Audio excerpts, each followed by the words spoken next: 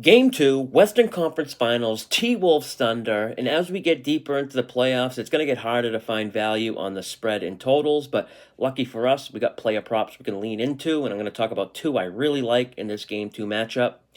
I do lean T-Wolves here in a bounce-back zigzag spot. I can't bet them, though, because I'm already heavily invested in needing them to win outright for my future bet.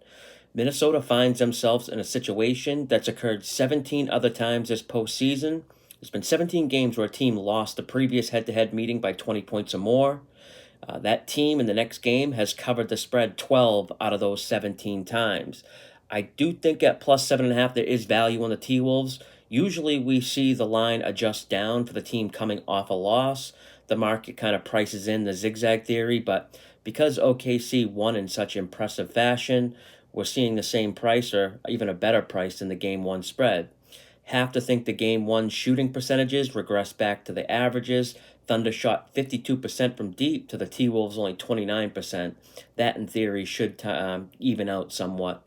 But that's not all Minnesota needs to change if they stand a chance to win game two. The turnovers have been an issue for them all year, and they might continue against this OKC defense, but I do expect fewer turnovers in game two after they had 17 in game one.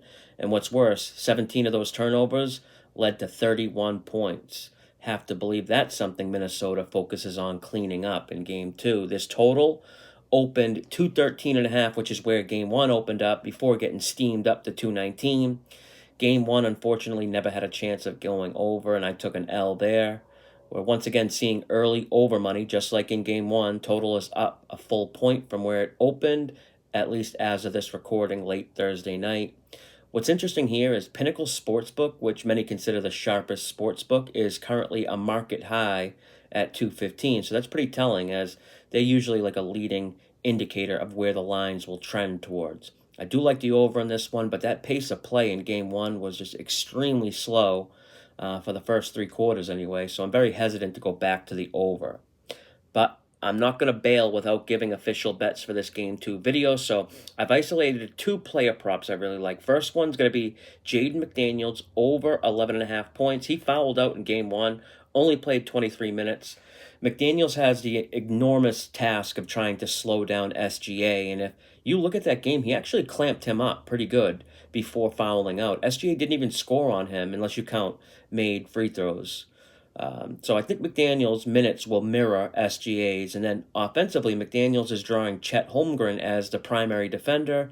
This should give McDaniels some good looks shooting from outside because OKC needs Chet to kind of sag off and cheat down low for blocks and rebounds.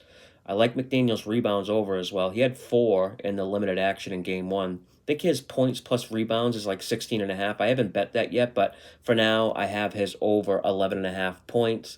Next player prop I'm looking at involves Isaiah Hartenstein. Game one, he had 12 points in only 19 minutes, went 6 for 8 shooting, which is about as productive as you can be. But I like to zigzag on player props too, and his under points in game two is what I'm going with. Hartenstein's really only on the court when Gobert is on the court. He basically just mirrors Rudy Gobert. So OKC wanting to play small ball. Gobert is basically getting played off the court. Think Hartenstein's minutes will go way down. OKC is using like Chet as their small ball center. And you'll actually see a lot of this the deeper in the playoffs you go, not just in this series, but in general. Teams want more versatility and ball handling skills. Big men have less appeal the deeper you go into the playoffs. So to recap really quickly, well, actually, if you watched this far, thank you so much. I really do appreciate it. If you could give me a like or a comment with your thoughts, that'd be awesome. But so game two, Western Conference Finals. I lean T-Wolves plus 7.5. I like the over 214, but the official bets, I'm going with over Jaden McDaniels, 11.5 points. I only had to lay minus 105 juice there, so I really like that one. And I'm going under Isaiah Hartenstein, 8.5 points. And that's all I got for this one. Until next time, good luck with your bets.